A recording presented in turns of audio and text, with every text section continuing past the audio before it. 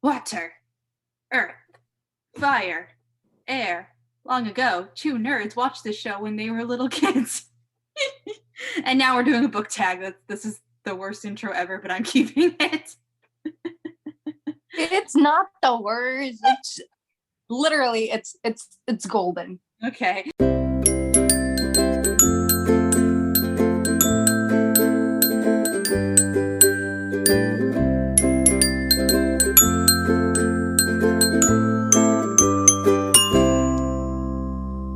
Hello, everyone. I'm back with Gaby and doing another thing we love, book tags, and involving one of our favorite shows, Avatar: The Last Airbender. So, Avatar: The Last Airbender this tag. Hi guys, it's great to be in this podcast again. Thank you so much for inviting me. It's always a pleasure and an honor to be here. And we're gonna talk about Avatar. So let's go. So, Gaby, tell the people about your history with Avatar: The Last Airbender. When did you first start watching it? All that good stuff you want to share. Actually, I started watching the show because my best friend in elementary school told me about this new show in Nickelodeon, which, by the way, because I'm Mexican, I watch it in Mexico and it's fully in Spanish. I was quite interested about it, in it, and I started watching it since I think it was 2005. It had not, premiered for long.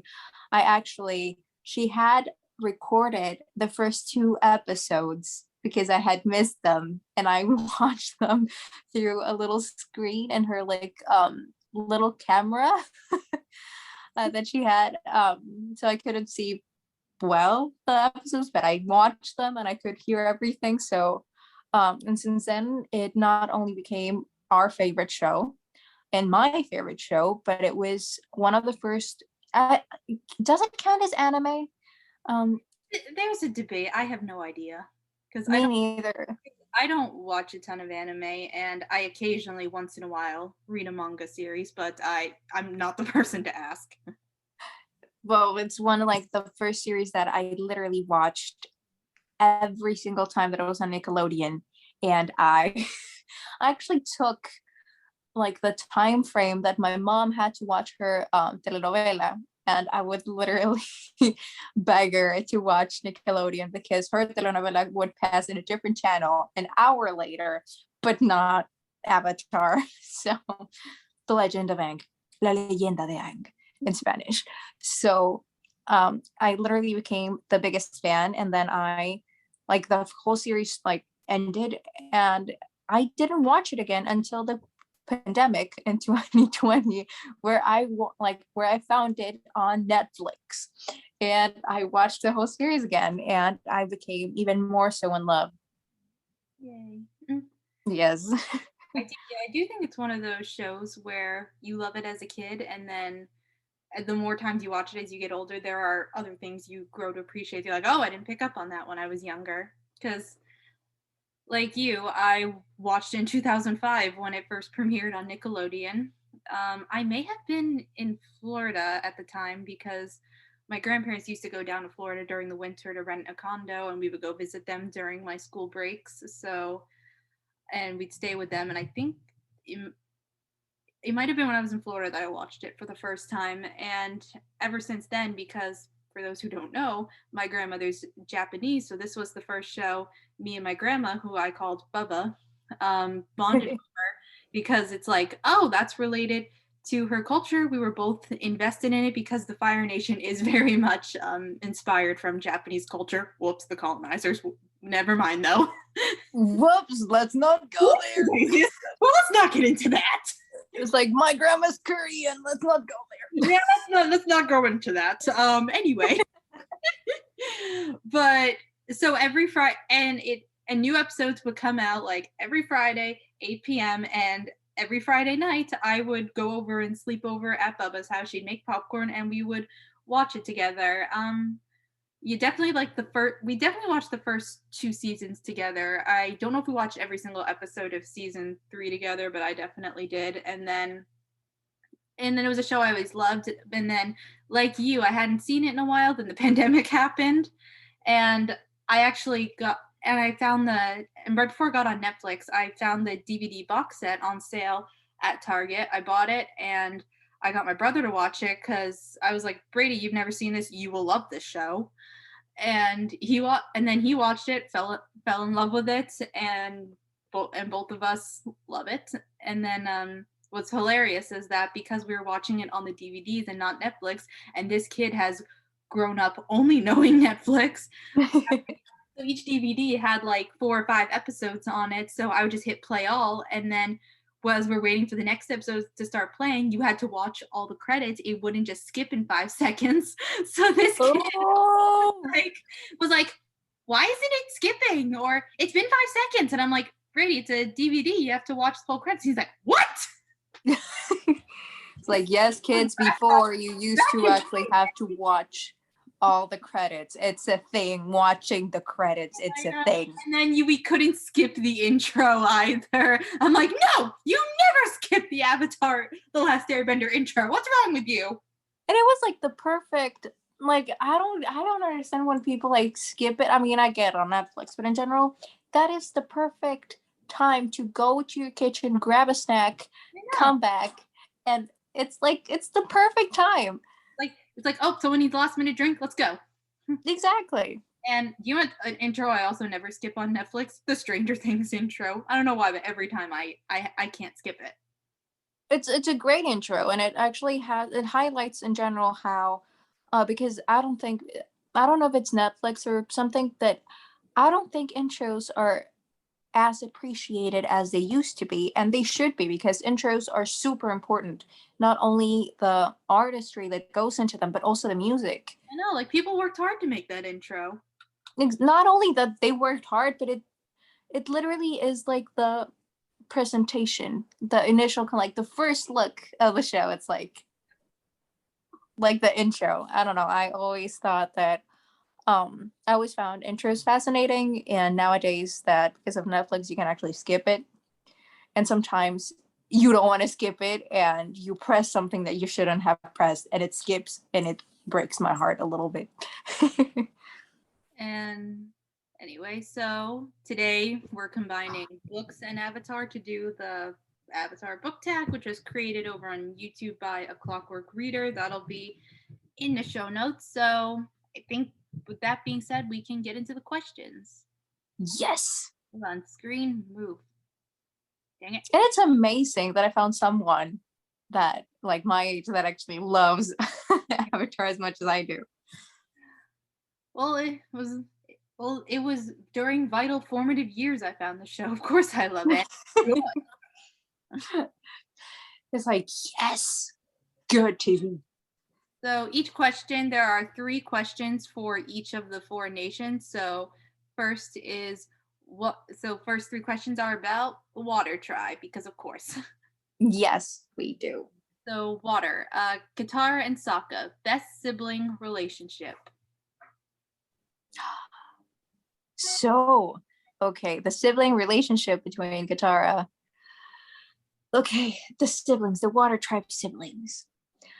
Honestly, I found their sibling relationship quite realistic to a certain extent, because oh my god, sometimes when you have a sibling you literally want to beat the lights out of them at times, like very few times, but you do. And the loyalty that they showed, like not only in the first few episodes but throughout the entire series, is actually quite inspiring and quite nice. And how they have a very good dynamic of depending on each other for things, and respecting, but also respecting each other's spaces and each other's independence. And even though they were like right next to each other, they never kind of blocked anything for each other in a sense. Mm-hmm. Which I think that compared to the Fire Nation siblings, it actually shows a very strong and healthy sibling relationship, which I always thought that it was hilarious and quite accurate, because of how they talk to one another. What do you think about that? I mean, you're right. They're a great example of sibling relationships, and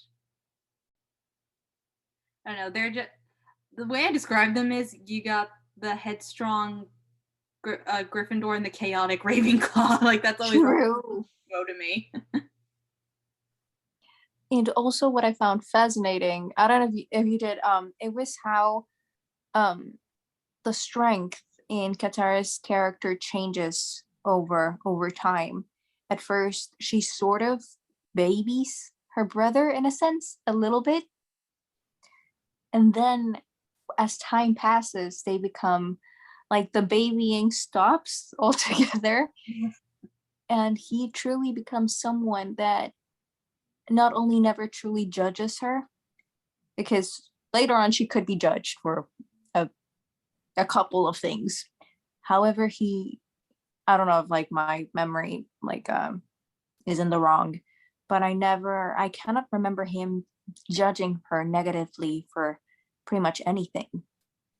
Yeah. Even though she later on married Aang. What? Who marries the Avatar? I mean, True. Katara and Aang, they do kind of have a similar trauma that's really rare and no one else could really understand, like being the last of their nation slash culture. For Aang, it's quite literal because there are no air nomads left, but for Katara, yes, there are other waterbenders because obviously we got the northern tribe and the people in the swamp, but she's the only southern water tribe bender left. She was the only one that there was no one else she could turn to growing up in that sense, and suddenly she just felt part of an aspect of that culture just wholly on her shoulders. Yes. True. However, like, I don't know,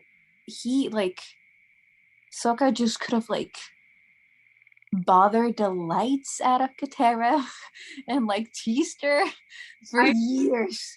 It was their sibling argument that ultimately saved the world because they got to that argument. Katara lost her shit, and then they found the iceberg with Aang in it. True. All great things come out of sibling fights, sibling arguments. Yep. Anyway, so we did question sibling relationship in books. Yes. What do you got? Oh, sibling relationship in books, or what do you mean? Like, who's your favorite sibling dynamic in a book, or group of siblings in a book? Ooh, that is hard. Oh God, sibling dynamic. Because oddly enough, a lot of the books are usually main characters are usually only child. Yeah, that is pretty common. But even side characters too. They have siblings.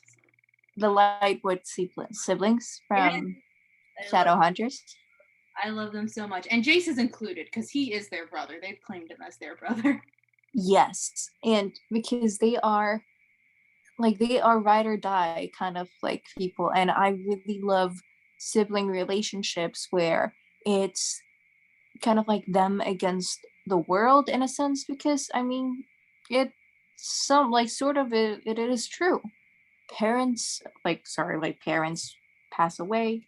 I don't know, partners in life change, children grow up, and literally the only person that can relate to how you grew up or anything is actually your sibling, which is quite odd in a sense, but at the same time beautiful. Yeah. Though at the same time you really question how the quack two completely different people came out of the exact same genes, which is your parents, and how two siblings, even though they lived similar or equal situations, they turned out to be entirely different. Yeah. At least to me, I find it quite fascinating. You have a sibling, so let me know. I do too, but it's different. Tell me about your siblings.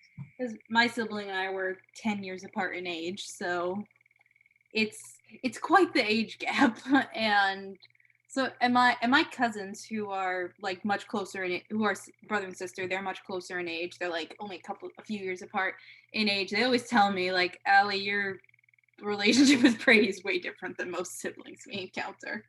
Because honestly, I do baby him sometimes. I never knew that. My sister's 7 years older than me.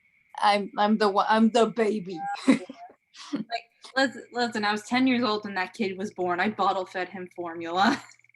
That is the cutest thing ever. I Tell bought me about your like sibling my relationship. Like sibling, like favorite sibling relationship in books. that's what we were talking about. So, I mean, I have to give a shout out to the Weasleys because they've been some of my favorite siblings ever. And Yes.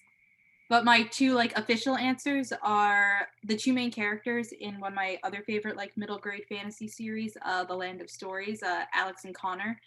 I love their relation. I love their relationship. Basically, they're twins, and they inherit a fairy tale book from their grandmother. And oh no, it's a magic portal! Now they're in fairy tale land. Yeah, and like they kind of start out like not being super close because they are very different types of people, but like throughout the series as they grow up, they learn to just love and appreciate each other more, and like and appreciate all the differences that their differences and who they are as people, and it's great. And they're like each other's like main person that they go to when they need help, and it's wonderful. Yes, true. Oh, another. Oh, sorry, go ahead. No. Like, please keep. Okay. And then the other pair I have is from a book that I just read that I really want to show you, called I Wish You All the Best by Mason Deaver.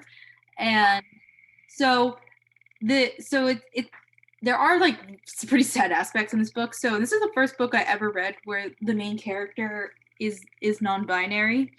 And basically, Ben, this one right here on the cover, they come out to their pretty conservative parents about being non-binary, and they don't take it well, as in their parents kick them out of the house.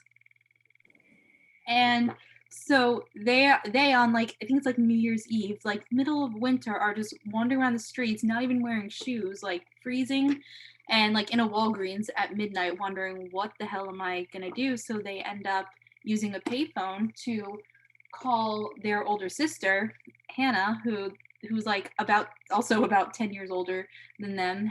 They haven't spoken to each other in years, ever since Hannah left after she graduated high school.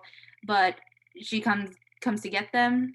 She takes them in, sets them up at a new school, helps them get a new life started. And there's still like issues that they and like things to resolve with each other, because mostly because of the shit that their parents put them through.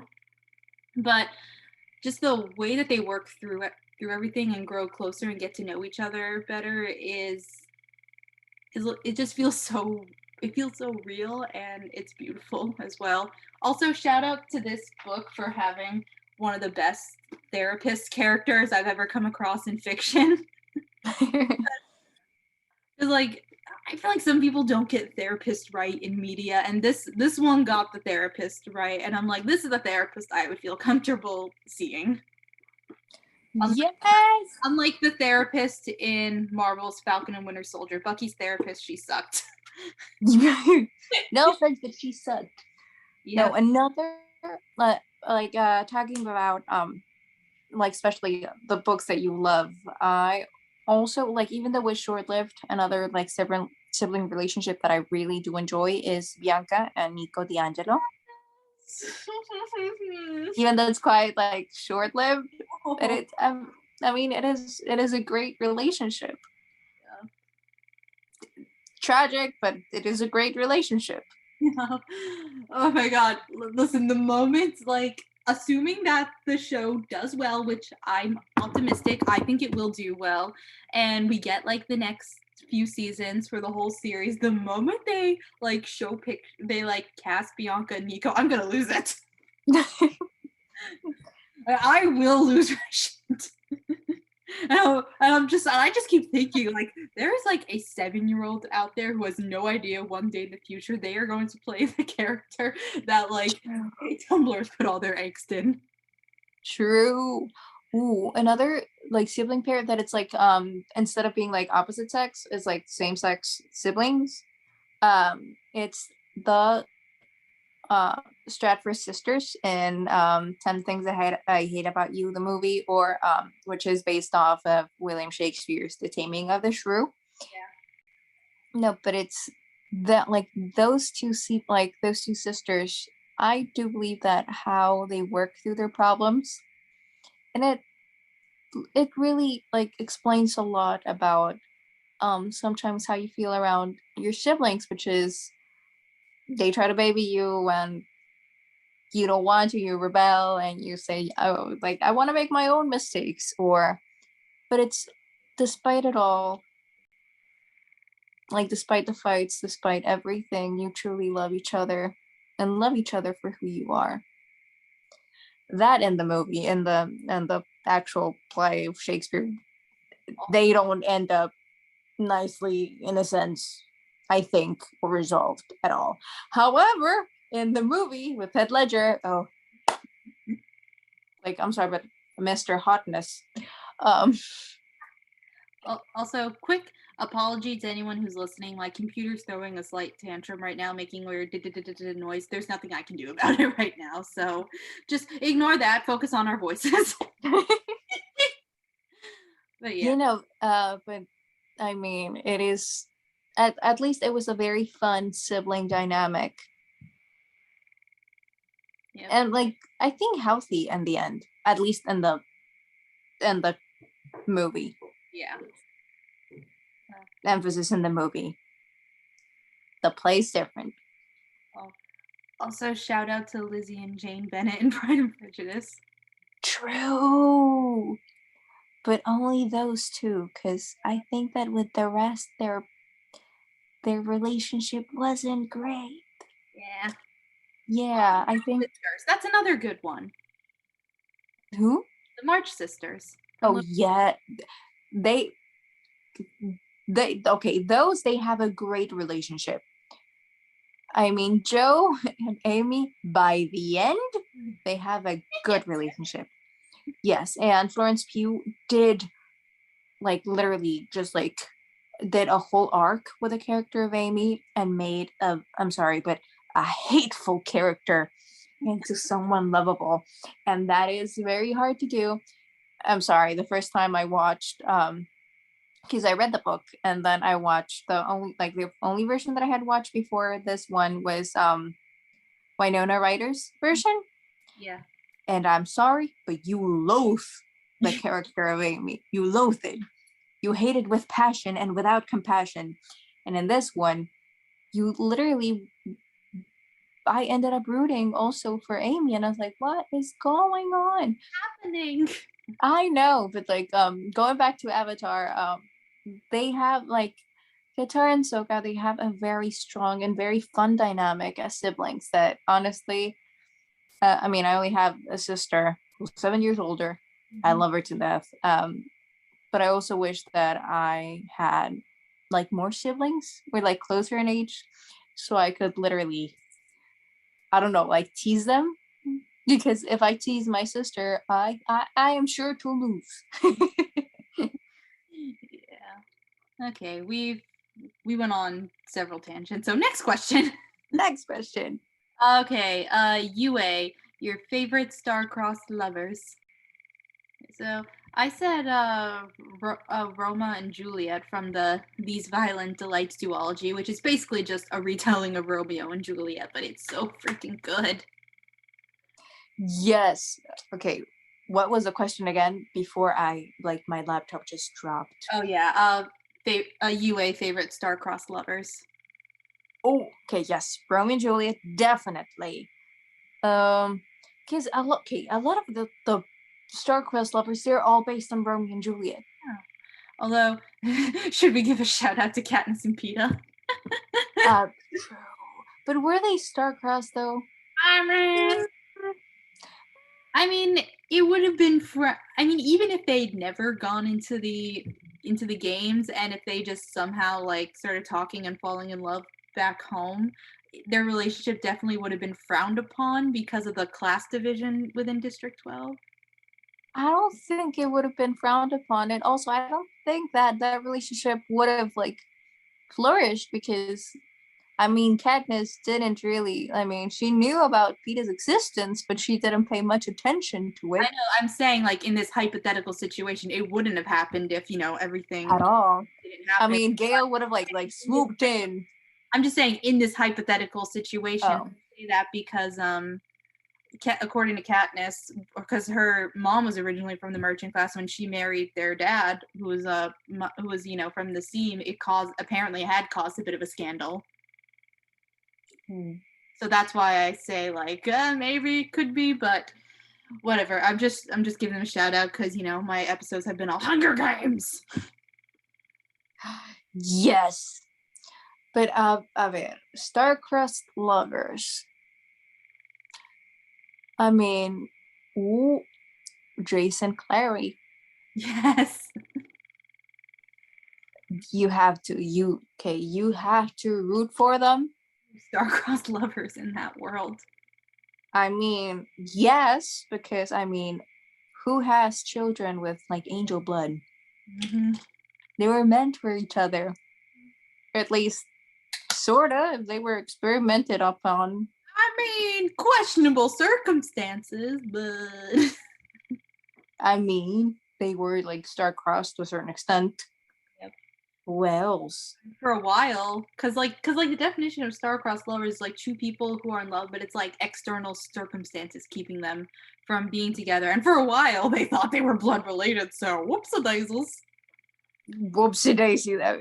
When I got to that point, and I started to question everything.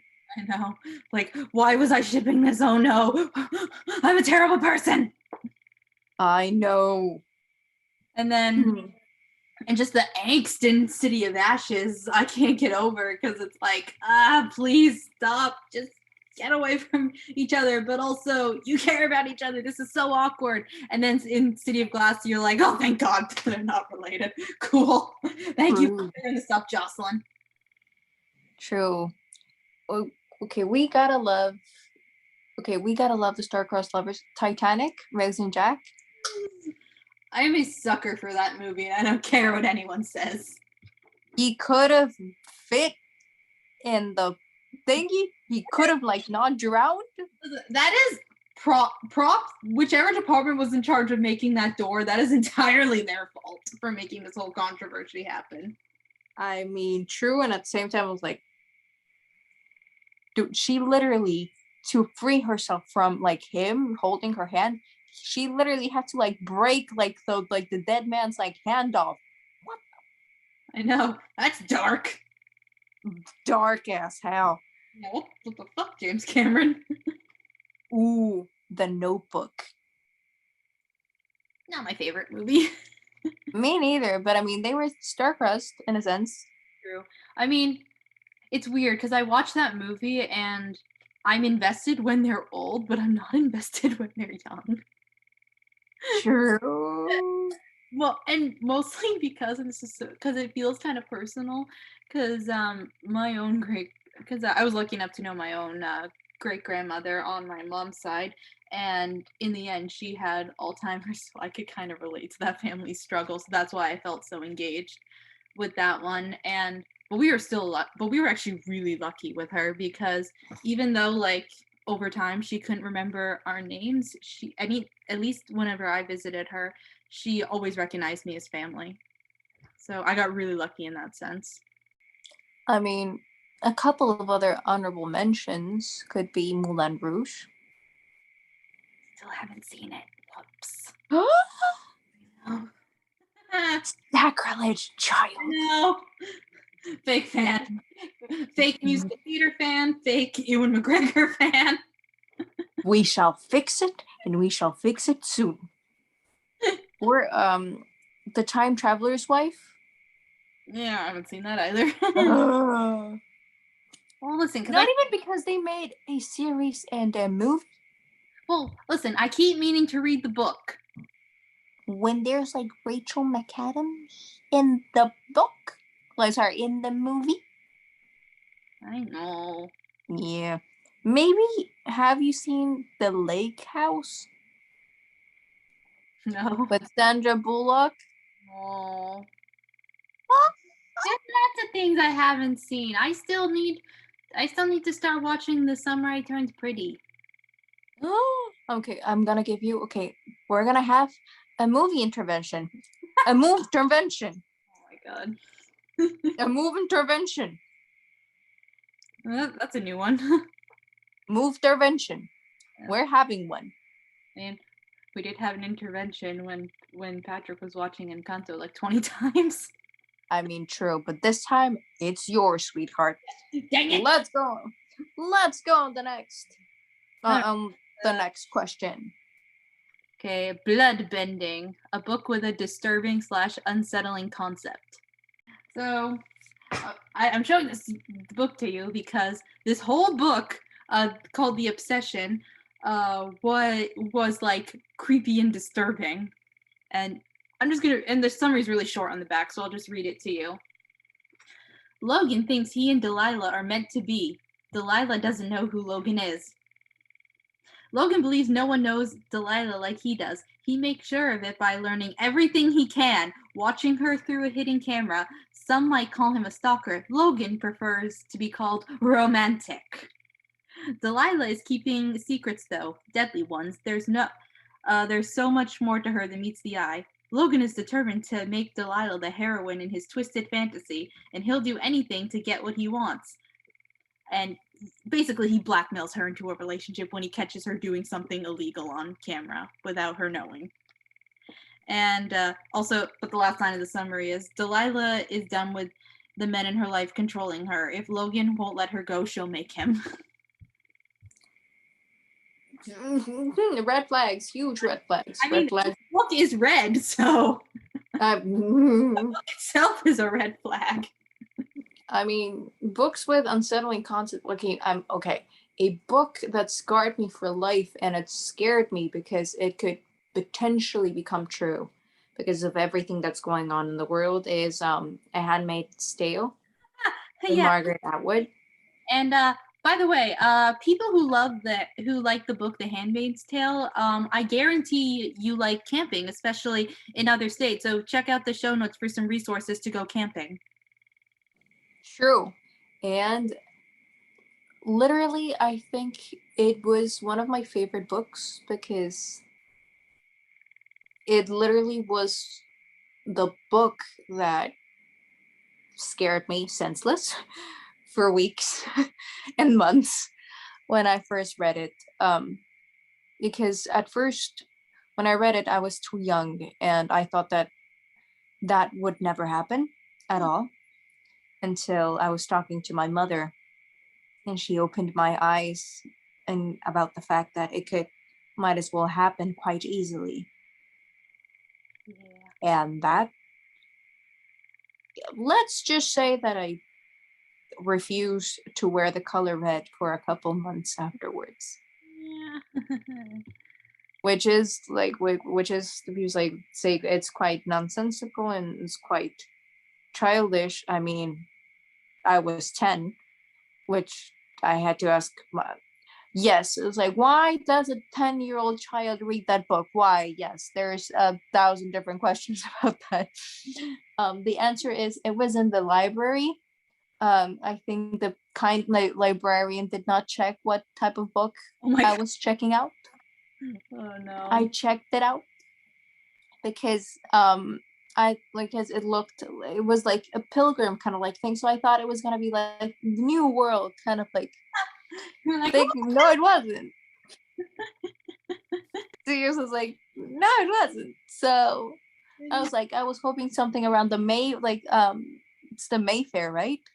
Mayflower. The Mayflower, thank you. Because I'm from Mexico. We had like Spanish came to my country also through ships. It's like La Niña, La Pinta, La Santa Maria was like 3 different like boats. So you guys got the English, we got the Spanish. Mm-hmm. It's great. So I was expecting New World kind of like adventure, and I didn't get that. So that is actually that is the book that scarred me the most because it had Very realistic, however, disturbing concepts. I'm still kind of haunted by the episode when bloodbending gets introduced to us because holy shit. Yes. Yes. Oddly enough, that reminded me slightly of Dr. Mengele. Oh, Dr. Mengele was a doctor, a Nazi doctor during the Second World War, who was famous for experimenting especially on twins. Oh wait, yes, I have heard of this. Yes. So that 1 year at college, we actually had one of the survivors of the twin experiments come speak at our campus. oh I know. oh. I mean, I applaud them for being able to talk about it and surviving and everything. However, I cannot imagine at all. Okay, let's drive away from such a dark concept. So let's go back to bloodbending. Yeah. Blood is water, right? Yes. So Percy Jackson could be a bloodbender, right? I actually, There's that one scene in House of Hades, but let's not get into that. let's not get into that yet. Okay, what's the next question? Oh, look, we're on to the next element, Earth. It only took us like an hour to get here. Okay, first we have Toph, aka one of the best characters. A character whose strength surprised you and or other characters in the book. I mean, literally the character that surprised me the most was Toph. Yep. Like full stop, period. Her. Because I found it quite intriguing how she, at first, in the first few episodes where she is introduced to us as an audience, she does manipulate how others think. Like not think, but like regard her as, and how she hides her strength under the damsel in distress sort of thing. And what really amazes me is how she took the idea of what her parents wanted in a child and gave it to them, while on the other hand, her getting her own strength and becoming her own person despite her circumstances, despite everything. And she never saw her disability as really as a disability, but something like something that it just was, and that didn't actually stop her from doing anything. Yep.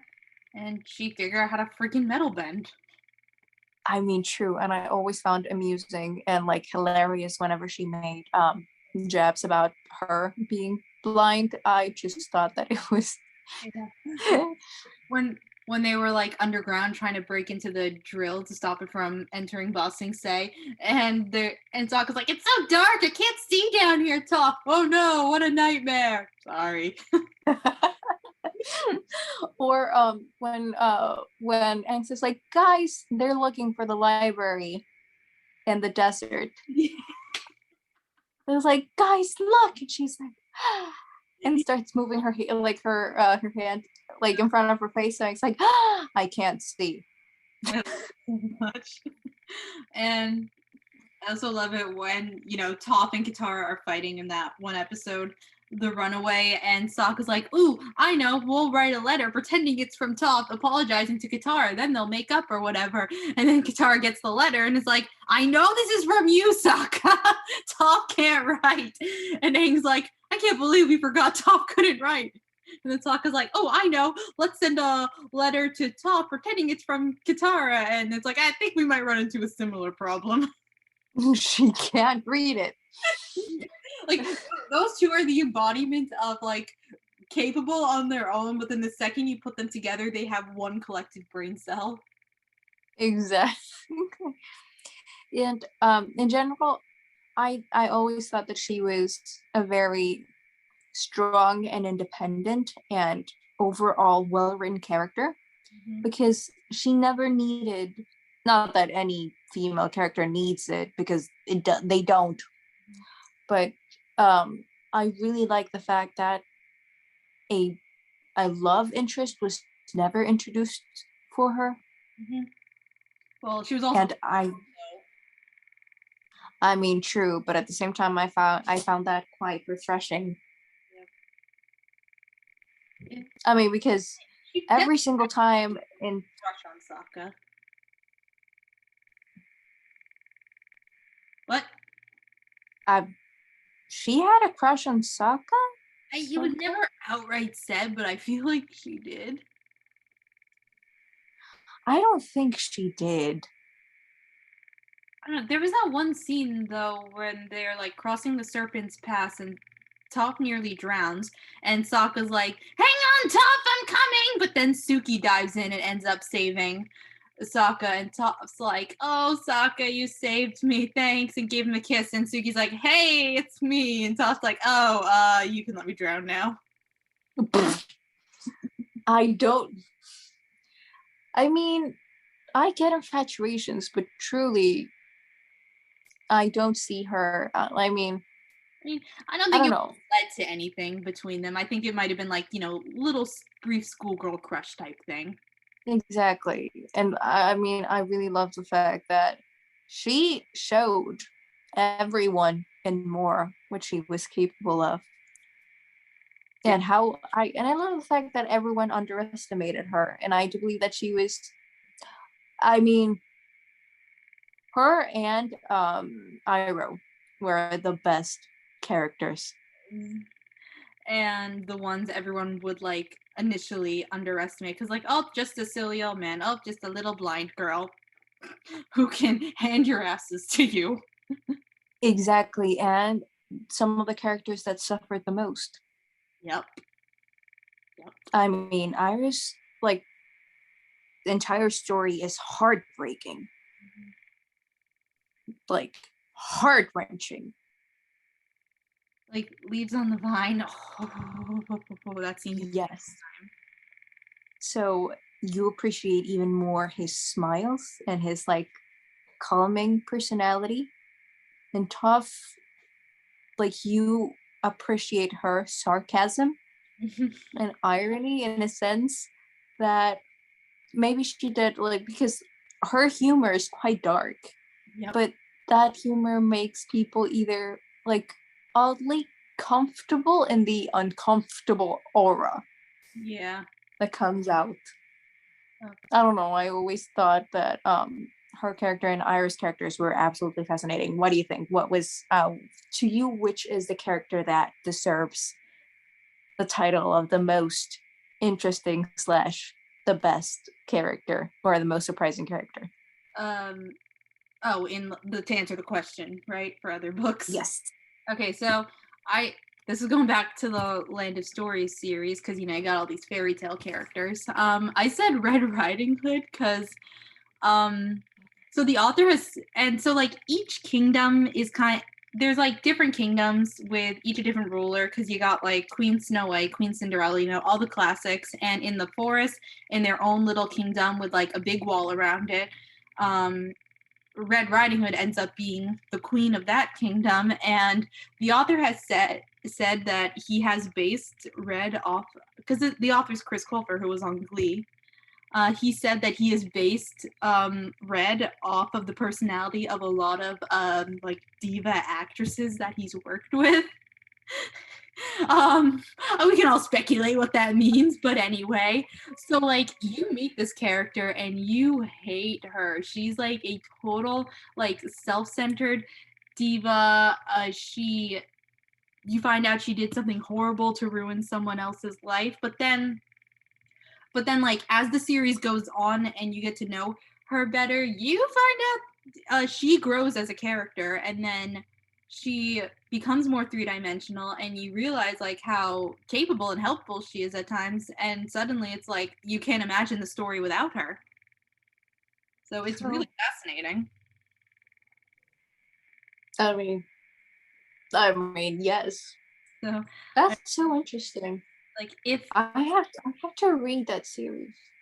I want this series to be adapted, and I want to play either Red or Goldilocks.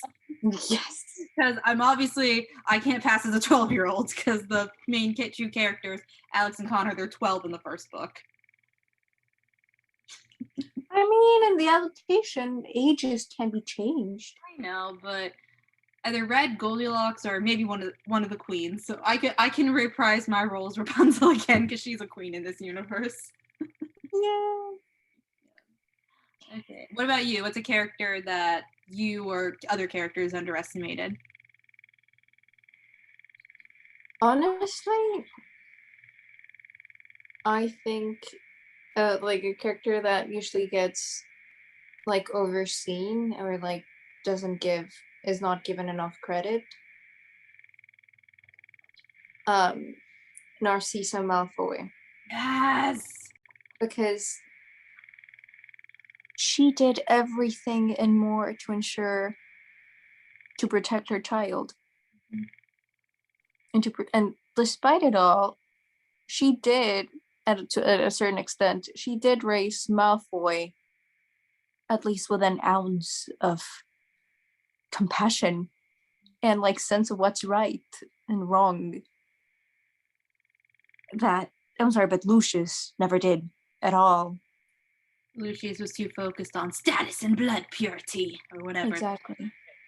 He believed. And Narcissa, even though she's not fully explained in the movies, like her figure is not as prominent in the movies, you can tell that she's willing to go to hell and back for her child.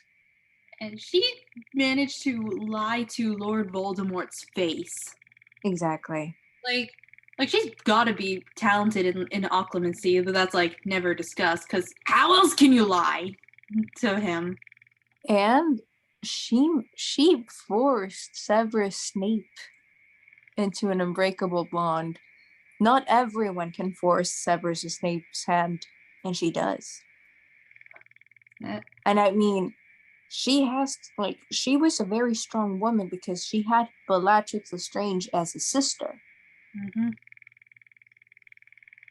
That is, and also the fact that her older sister Andromeda.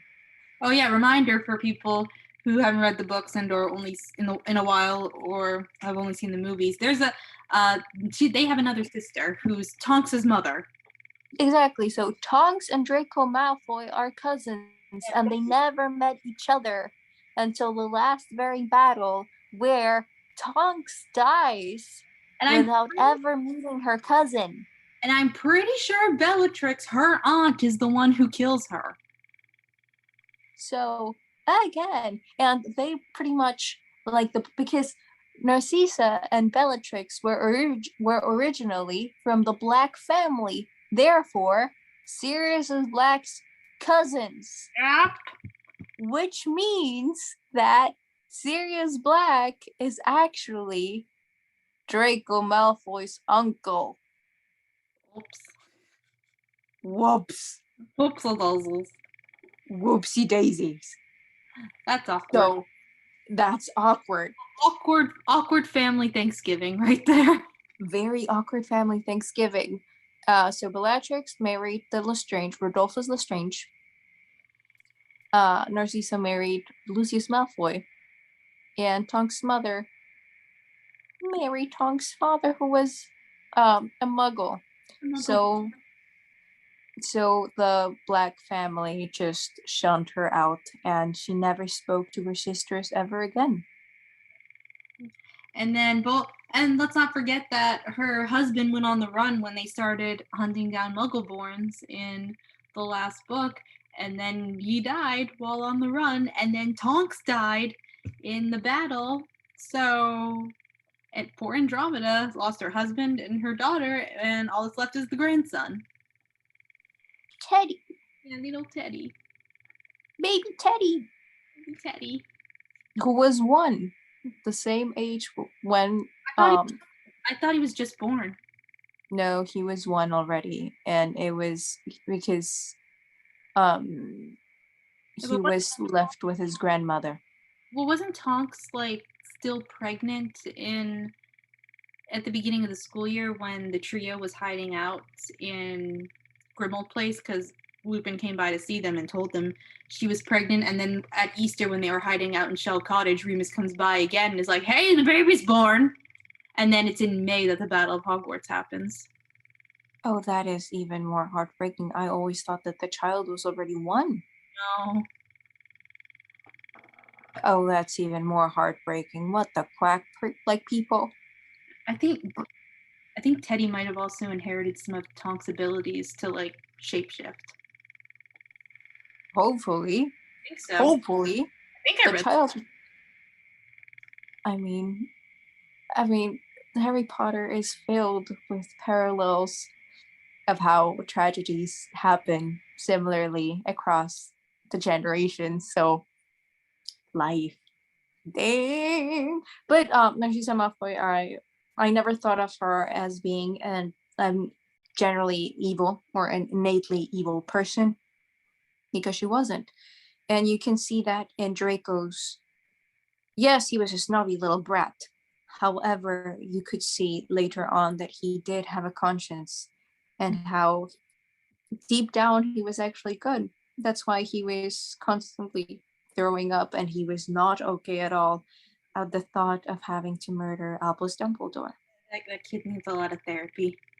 Exactly. And how his mother's like, "Draco, let's go." Mm-hmm.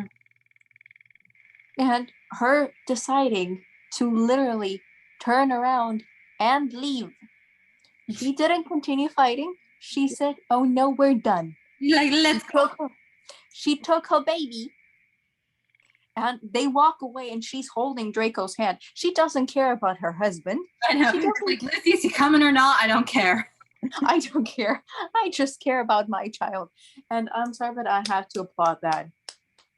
Putting your child's safety over everything else. And also, she put up with Lucius for years. She put up with his bullshit for years. She deserves a trophy just for that. Literally. And the fact that, Draco has a very cute child, Scorpius, later on. Oh boy. See, we're breaking the cycle of terrible men in the Malfoy family. Exactly. So they're all very, very blonde. And also the actress that played Narcissa Malfoy passed away not long ago. They mentioned that in like the reunion they did on HBO Max, and it was so sad. Yes, because the actress was also in the series Peaky Blinders, which is the actress is Helen McCrory.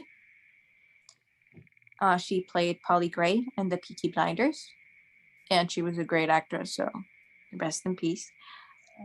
So let's go back to the question. Questions. Tales of Boxing say best short story and or poetry collection. I shall give that one to you. Let's hear you first. Okay. I said Serious Concerns by Wendy Cope. I haven't read any of her stuff in a while, but of all her collections that I've read so far, that's my favorite one, and I remember it making me feel things, and that's all I want from a poetry collection. I am. How can I? Oh yes, because I am a very what's it called? I am a very basic person, and one of my favorite kind of like poems are usually by Thomas Hardy, who is a novelist and poet, English poet. Yep. Who died in 1928. And I mean, I always thought of his poems as like dark, but not too dark, which I really much enjoyed. And I don't know. And also Edgar Allan Poe. Yeah. All the short stories, they scarred me for life. However, they're great.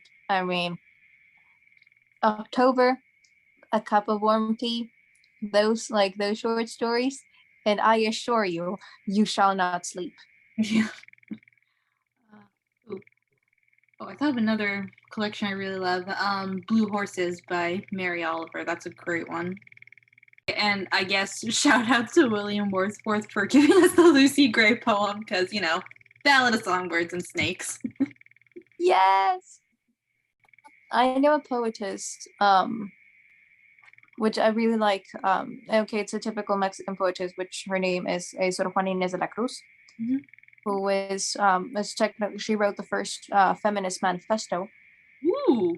Recorded in history. Nice. Yes. Okay. She was actually, she was born, we share the same birthday. I love which that. is November 12th. And literally, she was born in 1648. And she actually became a nun in order to be able to study. Love that. And she has a poem which is Hombres necios que acusáis a la mujer sin razón, which is translated to stubborn men that accuse women without having a reason to do so. Yes, and it pretty much questions why men think, or in general society, kind of like punishes her for seeking to find beauty and put it inside of her brain instead of putting it over her head and wearing it. Which I do believe, like there's a couple of like poems in general. First, they're all in Spanish because she was Mexican. And they were written in 1648. No, not 1640, but like in 1670 something. I mean, if she did write them in the 1900s, then dang, she lived a long time. No, they were written around they were written around 1670. And in general, I find how her poems are still like, they're atemporal. They still have a very big weight today, especially how like all the situation around women rights currently, or not only in the States but around the world. So if you want to read a feminist writer, Mexican writer who became a nun in order to be able to study, and who lived in the 1600s, please do read Sor Juana Inés de la Cruz. I'm sure that you can find several translations of her work. Thumbs up. Hells yeah. All right. Female poetess. Why the fuck not? Yeah, stop only reading the dead white men. Yes. Okay. Though no offense to the white men, they were great poets as well. Like again, thank you, Wordsworth, because we got the character Lucy Gray in Ballad of Songbirds and Snakes. Yes. Okay. So the Kyoshi Warriors, best warrior character. Who's your favorite warrior character? So I have two, and of course both of them are women because it's the Kyoshi Warriors. Yes. Again, the other character that I mentioned earlier from the Land of Stories series, Goldilocks. She is a badass fighter bandit in the series, and she has a horse best friend named Porridge. and I love it, and she's a great like friend and kind of older sister figure to Alex and Connor, so I just love her. I should probably learn to sword fight if I ever want to play her. and then the other one I said was Helene from the series An Ember in the Ashes, as she is like the best. She's like, even like in the context of the story, she's considered one of the best fighters, and she goes through so much and also has a great character arc, and I'm still suffering emotional damage from what Saba Tahir did in the last book. I mean, yes. Yeah. So what about you? Okay, okay. I have to, okay, everyone loves Pa Mulan because it's Disney. I know it's not a book, but it's a great character. Not in the new movie, but like in the Talk about that one. Yeah, let's not talk about that one. In the original cartoon version of it, what is inspiring, especially about her, is that she is not good and she's not great at the beginning, and she builds her strength mainly on her will and her determination, and it's all about honor and it's all about family love. I don't know. I really I it was okay. She was my first inspiration besides my mother and grandmothers growing up. So people wanted to be Cinderella. People wanted to be Aurora. I wanted to be Mulan. And also to me, it was quite refreshing to see someone that actually looked like my paternal grandmother on TV, or in like movies. That was not something quite. It was not something that I would see every day, unless they were Korean soap operas. If they were Korean soap operas, everybody looked like my grandma.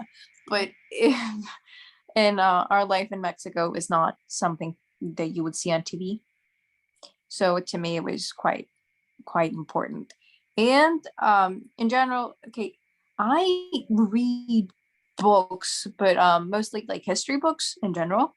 And I found, though, kind of like it was a section in a history book that it literally is, I will send you later the name of the book, but it's a compilation of female warriors throughout history, and one of them was Lady Fu Hao, which was one of the 60 wives of the Emperor Wu Ding of Asian China Shang dynasty.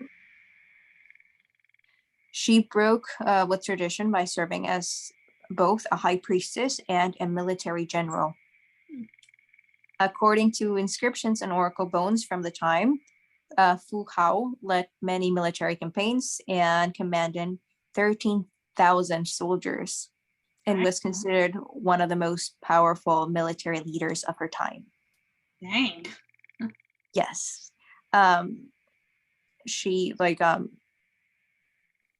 also controlled her own fiefdom on the outskirts of her husband's empire, and her tomb was unearthed in 1976 and can be visited by the public.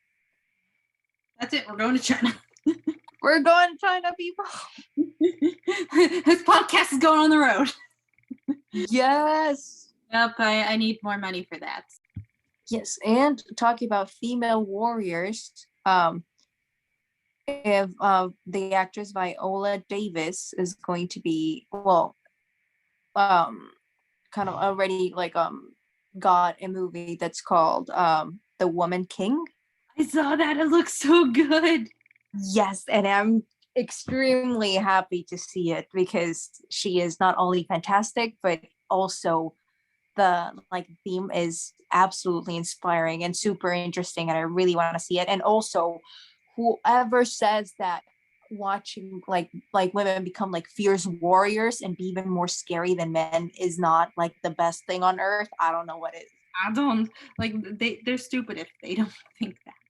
I know, and at least to me, it's I now I understand why my mother never allowed me to go to kickboxing classes, because I am very, very extremely clumsy, and I would have not only hurt myself but hurt others, not intentionally, instead of intentionally during class, which was the whole thing. But I don't know, I always find that, and whenever I read a book that has a very strong warrior type, an actual warrior, Athena and Percy Jackson and Artemis and all their all her hunters, I mean, they a small mention, they are great. I know. But yes, so I mean, I know we talked about warriors and we concentrate on female warriors. I mean, true, men are very, very cool. However, female warriors, at least to me, always takes the pie. I mean, we had to, because the question involves the Kyoshi warriors, literally all women warriors. Exactly. So, yes, females. Thank you. We're halfway there now. On to the next element. Fire. So we got Zuko, best redemption arc and/or a redemption arc that should have happened. I mean, I think and this one specifically, I think that we should concentrate on Avatar because it is filled with redemption arcs for a lot of the main characters, don't you think? Yeah. And it's absolutely, at least, I mean, Zuko's arc is absolutely amazing. And it would have been, because, I don't know, to me, to see Azula's redemption arc would have been quite interesting to see. I supposedly, because I've heard things that had there been another season, they actually did have ideas about giving Azula a redemption arc. I mean, they should have. She was a 13-year-old child with severe trauma. I mean, not only her father was, how can I say this nicely? Okay. Her father was a mixture between the most horrible dictator mixed with Count Dracula mixed with, I don't know, like Hannibal Lecter kind of person, with Jeffrey Dahmer's like charisma. Pretty much, her father was a psycho. And voiced by Mark Hamill. Great voice, though. Great voice. It's so funny because like Mark Hamill's like who was obviously Luke Skywalker playing like the dark father figure of Avatar. I know, like, but I mean, she was actually 14. I mean, she was 14, and she was seen by her own mother as a monster. And I'm sorry, but she did not have true support on, like, by her only brother. I mean, I'm sorry, but like Zuko did not support his sister nor check in on her at all. I mean, yeah. Neither did her like Iroh. That's like, oh, the best uncle. Not to her. Zuko, but not to Azula, clearly.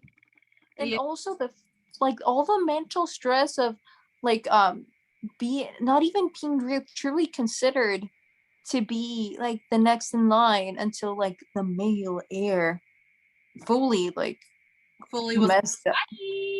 Exactly. Which like to me, I'm sorry, but that's insulting when Azula was the better bender. I'm sorry, but she was actually the better bender. Yeah. And I mean, true. Was she like, did she not have the best did she like hurting people? Yes, but I mean that could have been changed or like properly managed when she was young, but it wasn't. She was just taught that being like inflicting pain on others was the best way to go. Have you read any of the comics that were made after the show? I read one. One. Which one? Okay, it was about Sokka, and halfway through, because I became mad at him because it was about his like love interests in general. It was okay. What I remember, because I'm seeing it in front of me, What I remember is me going online and seeing, I think, and seeing all like the vignetas in Spanish. God, I'm changing to Spanish. And it was about the time where he didn't know if he would go back to his girlfriend and what was going on. And it was during his time on the Earth Nation. Well, specifically, I recommend you reading The Promise, and then after that The Search, especially because The Promise literally takes place like right after the ending, like the end like the ending of the show, and then The Search is they find Zuko's mom. I think what I read was a fan created. It might have been, but no, there's literally all these comics, and I can tell you later which order to read them in, but like covering all this stuff that happens in the aftermath of the war. They talk about like they focus more on like the how that colonization affected like the day-to-day citizens and how the cultures have in some places have sort of mingled together. You learn more about Zuko and Azula's mom and her past with Ozai, and you get a little more context to what Zuko and Azula's childhood was like, and they eventually find her. I need to read them now because literally bye guys. I was like, bye guys, that's it. I'm off. I'm out. I'm gonna read them. I'm kidding. We have to finish this. What do you think is the best redemption arc, or that one that should have happened? So I weirdly struggled to answer this because I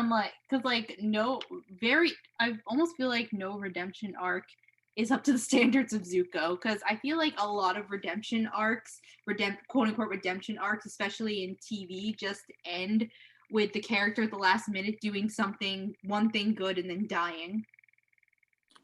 Like when I was just trying to brainstorm ideas, I like literally Googled like good redemption arcs in media, and Zuko of course was on like every list.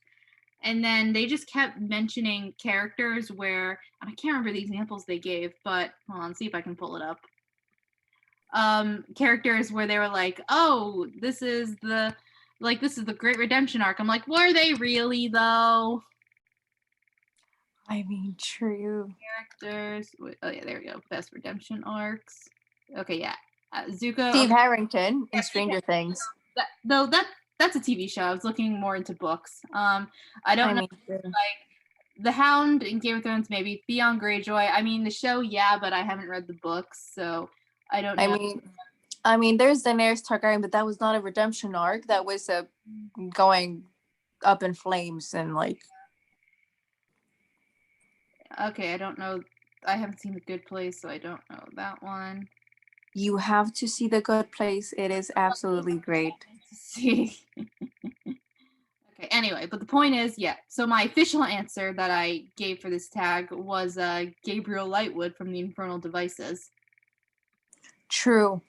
Because that was great, because I hated his guts in the first two books. Well, okay, more like book one and most of book two. By the end of book two, I started feeling a little sympathy for him because, his dad's a piece of work, and Gideon had proven to be a lovely person, his brother, and Gideon still so clearly loved Gabriel. But then in like book three, Gabriel, completely turns things around, and now he's a pleasant side character in the Last Hour series. Yes. So good for you, Gabriel. Glad you got your shit together. And he still have a loving relationship where they insult each other. It's great. I mean, yes, it's like, yeah. Ooh, I mean, a redemption arc character is it wasn't a redemption arc because there was no real redemption arc. It was what the actress did for the character. But it's again Florence Pugh in Little Women with the character of Amy. Yep. Oh, another TV show redemption arc that I do love is Regina in Once Upon a Time. True. Although I am angry that the show made her work way too hard for it and didn't hold up the same standards to other characters. True.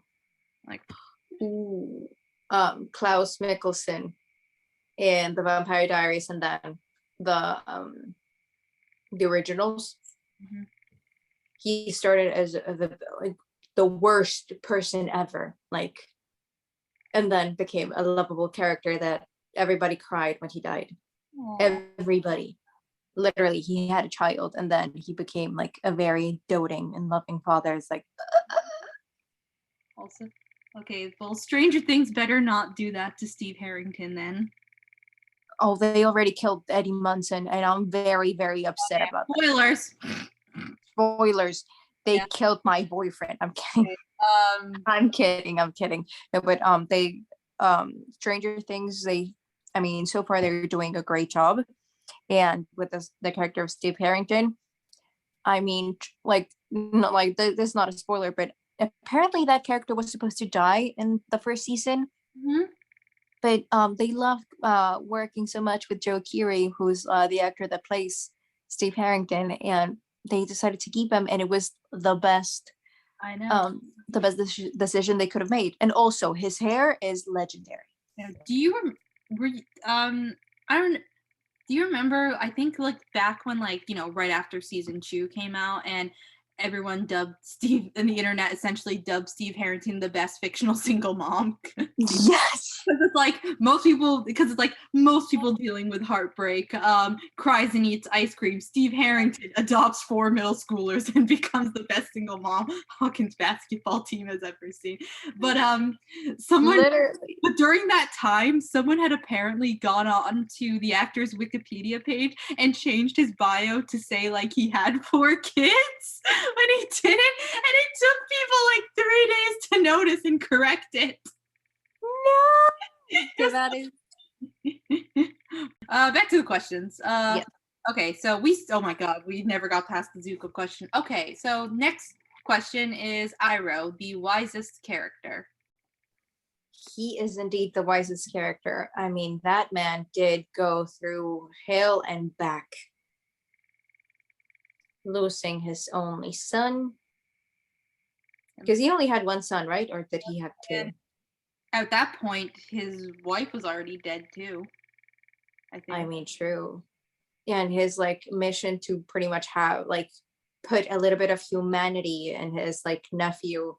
I thought at first, when like the character's introduced, you don't even pay you don't pay 2 dimes to like 2 thoughts on the character, because it's the comical relief. But once the entire you get to know the character, you truly love it. And also he can direct thunder. I know. Or lightning, but whatever. Lightning, thunder, lightning, whatever that is. Like, one move wrong, you're dead. I know. Also, let's not forget, you know that one episode when Iroh briefly gets captured by Earthbenders and Zuko has to go get him? And there is that wonderful moment of like Zuko seeing Appa flying overhead, and he's like the Avatar, but then he makes the right decision to go after his uncle. But anyway, remember when Aang was like with Roku's Spear Dragon? They're in the spirit world. No one's supposed to be able to see them, but Iroh's able to see them. Which means how connected he is to everything. I mean, he is the chillest character of them all. I mean, the man is always meditating and drinking tea. I don't know how many gallons of tea that man drinks a day. If you think about it. I mean, he once risked getting poisoned to make a cup of tea in the wild. I mean that, like, those are priorities. People's like, oh, I'm dying, cup of tea. I know. And then it gave us that great scene between him and Zuko when it's like, we need to go get help.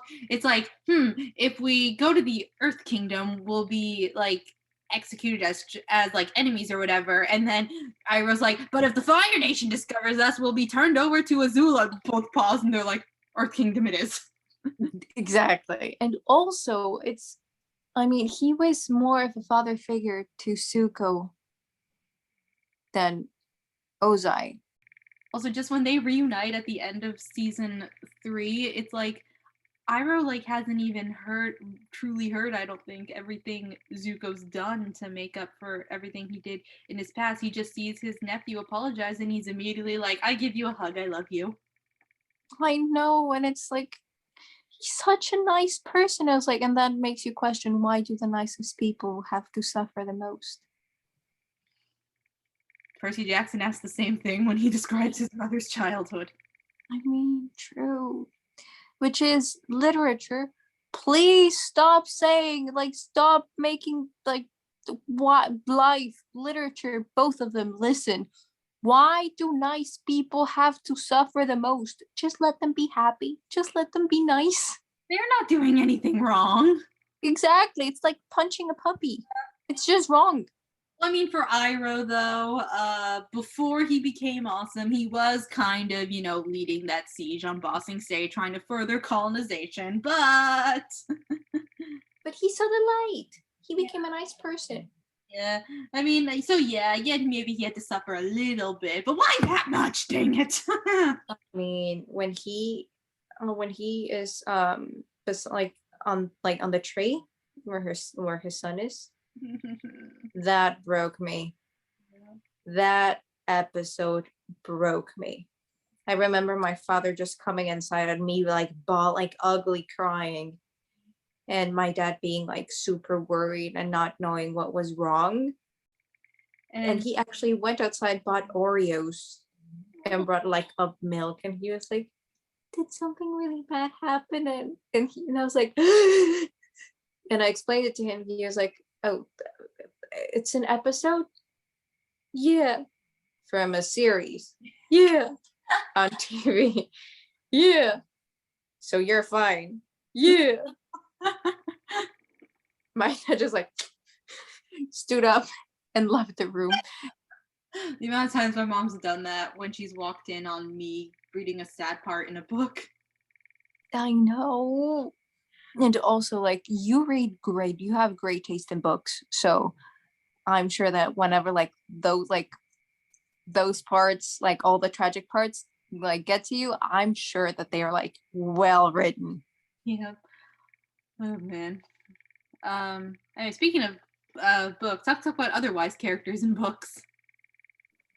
Super wise character. I just said Luna Lovegood. I mean, yes, and also, again, why did she have to watch her own mother die? She's not like, I don't know, when most people think about wise characters, they think of like a Gandalf type, and even though Luna's like still a teenager, she just has a way of looking at the world and making you think differently, and I just love that about her. Yes, and also, again, the only reason why she can see Thestrals is because she watched her own mother die. What? J.K. Rowling, what the quack, man? I mean, J.K. Rowling's done many questionable things. I mean, it's like I'm gonna make my character suffer. Why not? Grand day. And then I'm going to be a hypocrite by writing a series that inspires an entire generation to value love and friendship and accepting other people, while at the same time actively spreading misinformation to harm the trans community. Let's not go in there. It's like, no, reverse, let's go back. It's like, beep, beep, beep. Like, you didn't have to do that. You could have just taken your money and fucked off into the sunset and not bothered anyone, but no, you had to do that. Yeah. Anyway, moving on from that before I get angry. What about you? Yes. You love? I mean, like Mama March. Yes, Marnie. She was absolutely a ray of sunshine. She was like a warm hug. Especially when she's played by Laura Dern. Yes, because she really raised all her daughters right and with love. Including Amy. Yes. I'm sorry, my hatred for the character, but that character is like, if it's not played by Florence Pugh, it's not a nice character. This podcast is a Florence Pugh stan podcast. Exactly. It's a love letter. You thought you were listening to a book podcast. Haha, we tricked you. No, this is a love letter to Florence Pugh. and Saoirse Ronan as well. Exactly. Yes, and also the character. By the way, she's gonna be in the Greta Gerwig Barbie movie too. Yes. Yep. And Simu, aka Shang-Chi. Yes. And also, like, I believe that she did a great job with the character of Jo, because also Jo is very wise and wise beyond her age. I love Jo so much, especially when playing Saoirse. Same thing with Beth. Beth. Yes, it's like everyone crying. It was like, yes, they got to the point. Yes. Yeah, just not me in the movie theater seeing that movie by myself. And as soon as we were at the beach with Joe and Beth and they're talking because they know she's dying, not me just crying the rest of the movie by myself, sitting between two strangers. I mean, yes. I mean, in literature, every single time that a character is mortally ill or terminally ill, they're always portrayed and always written as very wise beyond their age, beyond their years, Mm-hmm. which I do believe that is very accurate and at the same time heartbreaking and horrible. I mean, what is your favorite wise character? Oh, I said Luna. I mean, yes, Luna, but besides Luna. Okay. I guess I'll give a shout out to Gandalf. Very cliche answer, but it's true. I love Gandalf. I mean, yes. I was gonna say Albus Dumbledore, but then I'm sorry. Since I learned what he was planning on doing and he knew that like Harry had to die all along, I'm sorry, but any sort of like loving emotion I had for Albus Dumbledore just died. Not to mention, he knowingly placed Harry in a home where he knew he was going to be abused. Exactly, which is just wrong in so many levels. And like the whole logic of, oh, well, the blood magic or whatever will protect him. It's like, just let McGonagall raise him. You don't think she can protect him? I mean, and she wanted to be a mother. Mm-hmm. Like, do you know how badass Harry would have grown up to be if he'd been raised by McGonagall and, he wouldn't have had all the mental trauma of being abused? I mean, yes. And I mean, that makes you question whether he was abused because the Dursleys were like naturally just bad people, or he was abused because the Dursleys were affected by the Horcrux energy. Yeah, I do wonder. Either way, he was mistreated horribly. I mean, yes, but at the same time, did you notice that in the books it is stated that Petunia used to read to Dursley Alice in Wonderland, not because her child liked the book. Actually, he hated the book, but he kept reading it to him because she knew Harry could hear, and it was Lily's favorite book. Aww. So she thought she owed it to her sister that her child would fall asleep listening to that book. It's kind of sweet. Yes. And also how when Harry and Ginny go to visit him, she for a second thinks that she's seeing her sister and her husband at the door. So she sees Harry's eyes and realizes that it's her sister's child. That's what I keep telling people. Like Ginny and Harry are basically Lily and James reincarnated. I mean, yes, and I mean, Harry does have a thing for redheads. Mm-hmm. His mother was one. Yeah. And I find it funny, and I do kind of find it funny when, because in the because there's the Marauders fandom, and a very good chunk of the Marauders fandom loves, James and Lily, but then not as many people love Harry and Ginny, and I'm like, hey, look at them. Really? Okay. I mean, because in the books, Ginny was very well explained, and she was like a badass, and sadly, because of time constraints, that character development could not translate to the movie. They could have found a way. I mean, yes, but at the same time, it's like, I understand the time constraints, and there was just a certain amount of I mean, if we could go into like depth with every single like character of Harry Potter, we would have 1,000 different movies. I feel like every time you come on, we at some point talk about Florence Pugh and Little Women, and then we talk about Harry and Ginny. I mean, they're always on our minds. I don't know. If they had just like added one or two scenes of Harry and Ginny in Order of the Phoenix having like some kind of deep talk emotional connection, it would have made the relationship better in the movies. Because really, in that book, Order of the Phoenix is really when they do start connecting more as people, and the seeds are planted for the next book for Harry to develop feelings. Also, I just wish that even in because they kind of mention it in the books, but they don't really dive in. They don't dive into it as well, but they could have, like, I don't know, had a scene in movie 6 where, or even, maybe not the two of them, because she wouldn't have known about the horror. Never mind. Basically, I just want them at some point in their lives to connect over. No, wait, they could have. Like in movie 6, like they could have had, or even in movie 5, like have some kind of deep talk connection about how, yeah, I know what it's like to have Voldemort on my head too, Harry. I get it. I mean, true.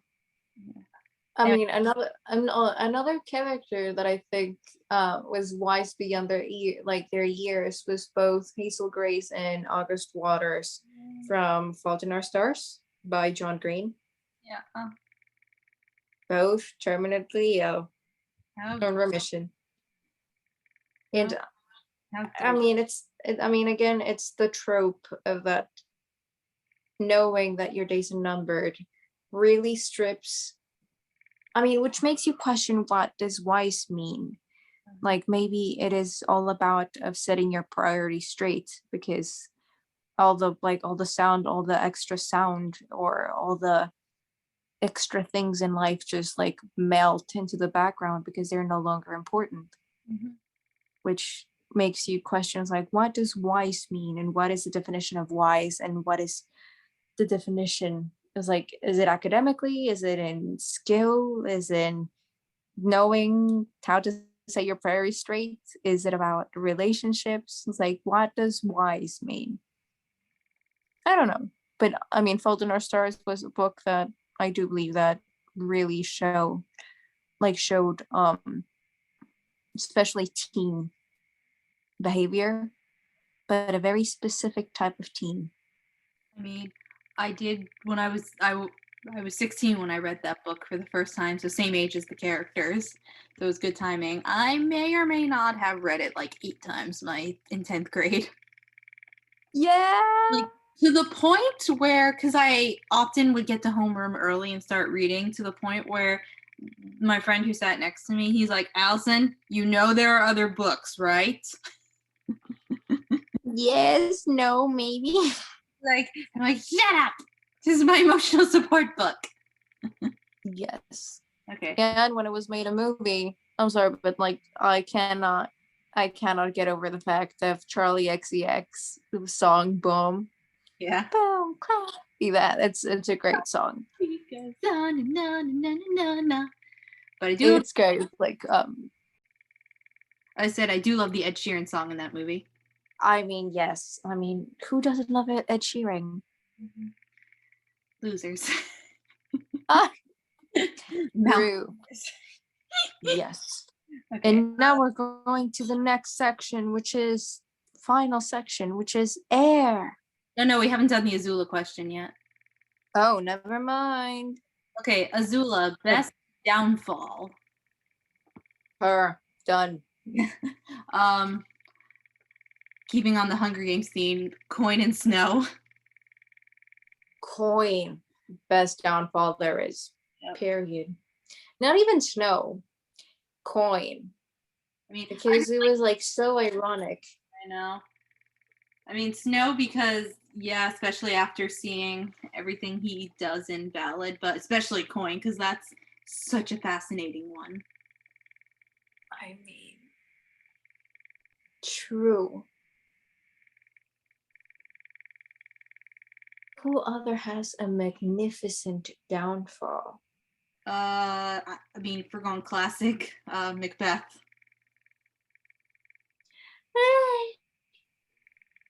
Lady Macbeth. Macbeth, not so much. Lady Macbeth, hells yeah. Because of the blood on her hands. Ouch, ouch, I say. These hands shall never be clean. I'm sorry, it was like. I think when you're older, you would make a fantastic Lady Macbeth. Thank you, Halsey. Another character that had a great downfall, a very tragic one, but a very well orchestrated downfall was Ophelia. Yes. Oh. Yes, like William Shakespeare knew how to make, like how to write the downfall of characters. Oh, let's not forget King Lear. I mean, true. I mean, William Shakespeare was great at what he did. He was great. Who else has like but a specifically good downfall? Because like Valentine from the Mortal Instruments, not much of a downfall. Like of like the specific and neither does Voldemort, weirdly enough. Yeah, I guess It's not a strong downfall. Maybe Saruman in Lord of the Rings? Not even then, because there's like for the best downfall is like when he like the villain thinks he's winning until the very point that he isn't, and then it's like very satisfying to see the terror in their eyes, knowing that. Can I say Smaug from The Hobbit then? I mean, true. Yeah, I mean, you can. I mean, he was definitely convinced that nothing could ever take him down, and then you got one man with a little arrow, like, whee! Yes. Ooh, Rasputin in Anastasia. Yes. Such a sadness. Find her. Ooh, no, and Wicked, no. Because there's like, I mean, there is a villain, but like the villain is actually society, not anyone else. Yeah. Okay. Okay.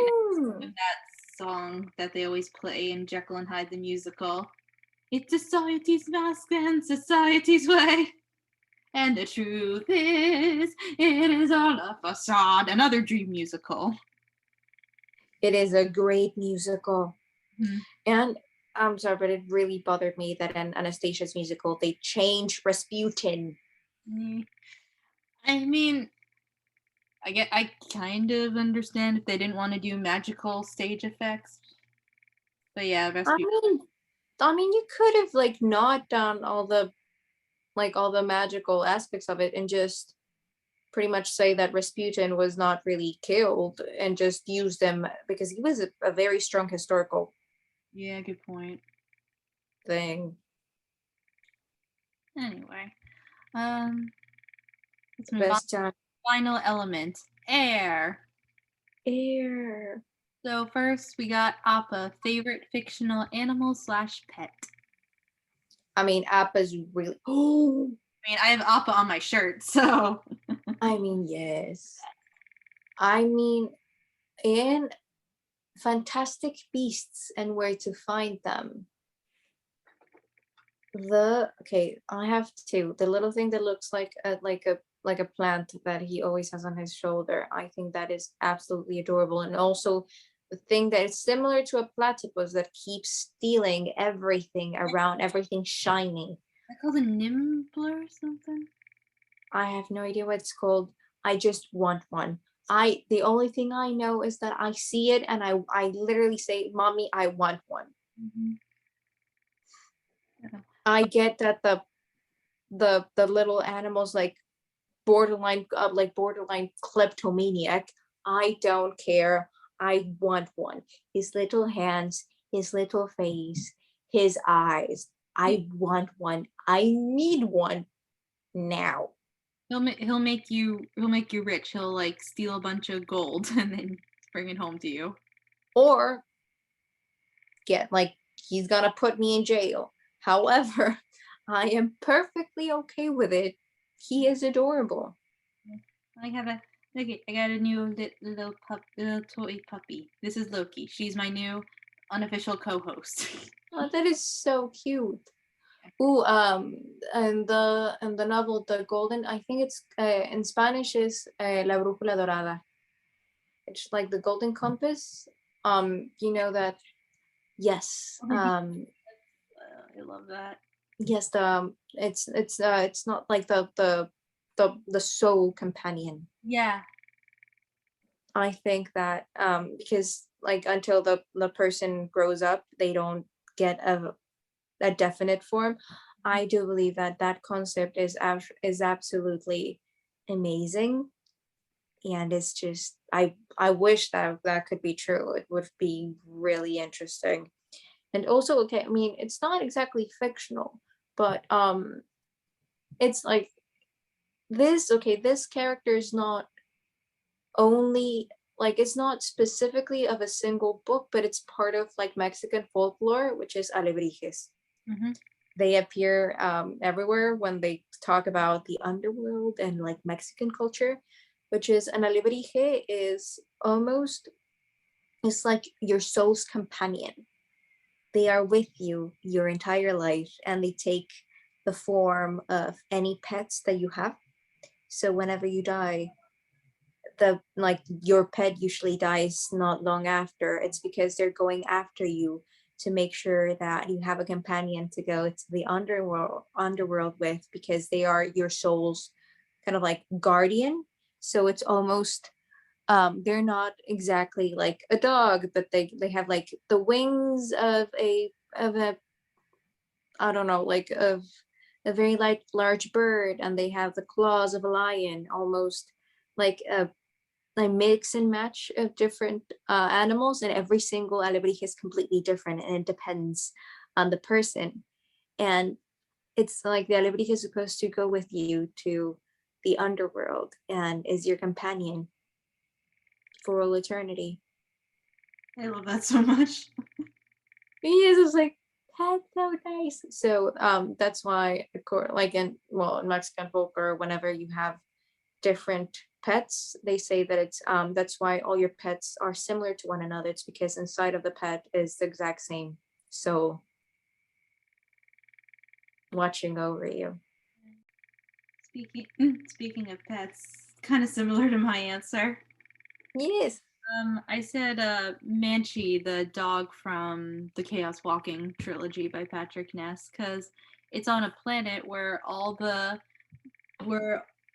men can hear each other's thoughts all the time, and therefore Todd he can hear his pet dog, so therefore he and his dog can talk to each other. That is the cutest. I mean, if you could listen to your pet's thoughts, what do you think you could you could hear? I mean, if I could hear Ray's thoughts, I probably hear all the time at dinner time when we're eating at table, hey, hey, anyone gonna give me food? Hello, hello, hello, most valuable member of the house right here. It's like, give me now. Ooh, it's meat. So, Ang, the purest cinnamon roll. You start. Okay, I got two answers because I had to mention Rue because she deserves so much better. Yes. And then, so this other one, it sounds weird, but it's from a book that I literally finished reading this morning, and I'm not kidding. It is a brand new favorite. I need more of it. It is called Sorcery of Thorns. Yes. And I knew I would like it when I heard the concept that there are like magical libraries in this book, but holy crap, is it so good. Like, it is better than like any Sarah J. Maas book out there that I've ever read. And it's just the best thing ever. And there's this one character named Silas who ironically is a demon but has the purest soul. And like he tells everyone throughout the whole time, like, don't trust me, I'm a demon, like, don't set me free, I'm only doing this because I'm bound to serve Master Nathaniel. But you know, he's traded 20 years of his life or whatever. But no, Nathaniel is his child, and Silas is the best like friend and guardian anyone could ask for, despite being a demon. That is the cutest. Oh. For that, okay, for this question I actually don't have an answer, because I usually gravitate, you know this, but I usually gravitate towards books with a slightly darker Yeah, we know. I like horror books, people. So there's no like amazing cinnamon rolls, because if there are, they usually die in the first 5 pages. So yeah, but in general, I think Luna Lovegood, Neville Longbottom. How can you not love those two? And they didn't end up together, which really bothers me. I wanted those two together. No. And Beth. Like the actors, they had good chemistry together. Yes. Ooh, and Beth from Little Women. Yes. Again, we have to mention Little Women at least like 10 times, apparently. Of course, it is a great book. And movie. And whenever I read it, I applied the Joey method from Friends. So when Beth died, I got mad and I put it in the freezer. I love that. No, really, don't do that to your books, because it absolutely like ruins them. Trust me. Or like all the humidity. If you're gonna put it in the freezer, first put it on a Ziploc bag. Make sure that's airtight, and then put it in the freezer. Because I did it, and my mom had to buy me like 2 different copies of the exact same book because the book died. Message brought to you by Gaby. Exactly. Well, if you ever put message, if you ever desire to put your books in the freezer, please follow the next instructions. Grab a Ziploc bag, open it, place your book inside, and like fasten or close the tabs, and make sure that they're fully closed before placing it inside of your desired freezer. Or instead of putting it in the freezer, just do what they did in Silver Linings Playbook. Chuck it out the window. No, because of that, I am Mexican. If I threw it out the window and it hit someone and they can sue me. Okay. No. Okay, what about I live on the 5th floor. Okay. I was about to say, what about sliding it downstairs? I live on the 5th floor. If I slide on the downstairs, I might. It's like playing pinball with, or not playing pinball. It's like playing bowling with my neighbors. True. If I do that, and if I chuck it out the window, I could a falling book kill you from a 5th floor? I mean, if it's paperback, I doubt it. I mean, most of my books are like hard copies. I mean, like a hardcover copy of Les Mis, yeah, that could, cause some serious damage. Which is why I have one in case anyone ever breaks in. Ooh, what's it called? Les Mis, Gavroche, the character. He's a cinnamon roll. He is. He's the cutest. All right. One more question. We got this. Avatar state, a stubborn character / character that struggles with letting go. All the characters in Silver Linings Playbook. Yeah. All of them. I said Anakin Skywalker. True. It's literally the whole reason everything goes to shit. Literally, it's like drop it, man, drop it. Mm-hmm. Also, Percy Jackson kind of struggles with that too. Like basically, he has to keep learning the lesson over and over again throughout the series that sometimes yielding is the best option, and then like his whole character flaw is like being so loyal that he can't like not try to help or save his friends in some way. Yes. Who else?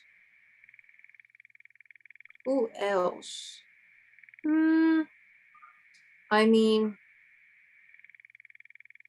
Anna Karenina from Anna Karenina. She is the most stubborn woman there is. If she would have just controlled herself and dropped it, I don't think she would have committed suicide by the end of the book. Mm-hmm. Ophelia. Yeah, poor thing. If she would have just dropped the guy, my dear, just drop the guy. Get another one. Like, you're pretty and you have a rich daddy. Men will want to be with you. Juliet. Oh man, Juliet, things would have been so much better had you know. Oh, like, Not the Juliet in These Violent Delights, though. No, that was a good couple. yeah, no, we're talking about the OG Juliet. Yes. It's Juliet Capulet, right? Yeah. The OG Juliet Capulet. That she was 14. She said, if I cannot be with my love who is 16, who we've been together less than a week. That's it. I'm dying. What the crap, man? I'm gonna stab myself in the chest now. Literally. It's like people say, oh, it's the best love story there is. It was a week, man. If anything, it's a cautionary tale. Literally. Of like teen stupid love. Like the tragedies more revolved around, I think, is more revolved around the fact that the families were feuding so badly and for no real reason that we really know about, that, you know, had they not been fighting, those two could have had the chance to meet and develop a relationship in a more normal, healthy way. Not even that. Who in their right mind at 14 says, I've met this person, I've known this person for 3 weeks, I will marry them against my family's wishes, and oh no, they want me to marry someone else, so I will drink poison and play dead, fake my own death, and then get with my guy and leave. And then if that doesn't happen, then I shall kill myself. At 14. That's why you don't leave. You don't let teenagers make plans. You just don't. This, like Haymitch told Katniss, this is why no one lets you make the plans. Exactly. And the worst part is that she had a nurse. It's like that nurse is like, nurse, Anon. That nurse did not help. Nope. At all. Ooh, Lydia from Pride and Prejudice. Mm-hmm. She was the most stubborn and infuriating character. Yeah. I mean, I don't blame her, but at the same time, it's like, dude, if a guy says, I like you, that doesn't mean let's run away together. Yeah. What was she, like 15? Yes, 15. And she had to get married. It's gross. I mean, that was quite common at the time, but at the same time, it's like, dude, why? Yeah. Anyway. Who else is like very, very, who is so stubborn that it's infuriating? Let's think. Who else? Clarice in Sea of Monsters. True. I'm like, girl, drop it. There's nothing wrong with saying I need help, or I don't like this, or let's go home. Yep. Ooh, the most stubborn character there is, Belly. And I don't remember much because it's been forever since I read those books, but I do remember that. Literally, she's like, you will be with me. He doesn't like you. He shall like me later on. Dude, what? No. Enough is enough. Or just all the Harrendale men in general, they're all stubborn. I mean, true. And also, it's like, she dates the brother. Do you know how she was engaged to the brother? Do you know how awkward that would be on like a family? Yeah, really, really, really, really awkward. It's like, yeah, how do you meet Daddy? I knew Daddy all along, but then how do you guys reconnect? Well, we saw each other again because I was about to marry your uncle Jeremiah. He's like, what? Your uncle Jer. Yeah, but then I didn't really marry him. And then I got with your father, and then we started dating, and then we married. What the? How? Yeah. I mean, in that book series is the only place where apparently dating both siblings has a happy ending. Yeah, I mean, I guess it also kind of worked for in the Infernal Devices too, because Will and Jem were basically brothers because they're pair of body or whatever. Parabatai, yes, and that's just they're not even brothers. They're like warriors, like warrior siblings, the brotherhood, whatever. That is even sicker. Yeah, platonic warrior brother soulmates. Yes, that's just wrong. But yeah, it's like stubborn characters. Oh. Okay, we should probably wrap this up because we gotta still record the. Yes, and this was a great episode. We got to combine two of our favorite things again. Yes, and we've only been talking for like 2 hours. This will be fun to edit. Oh man. So thank you everyone for listening. If you've made it to the end, give yourself a gold star. You deserve it. Maybe 2. Thank you so much for listening and for keep tuning in every single week for this amazing podcast. Thank you so much for having me back here. It's always a pleasure to record with you and to talk about our amazing love letter towards Little Women and Florence Pugh, because why the quack not? Yep. It's our mission to let Florence Pugh know how much we love her. Yes, and maybe one day she'll listen to this podcast and say, huh. It's like, oh, how nice of that. Okay, carrying on with my day.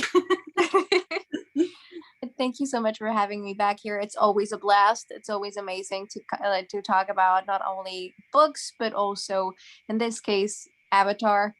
Thank you so much for having me. And it's the greatest show of all time. Yes, and it's amazing. So shall let you two say the outro. Okay. All information's up in the show notes. Thank you again. I hope everyone has a great day / night, and I'll talk to you next time. Bye. Bye. Keep listening to this podcast. See you next week. Woo!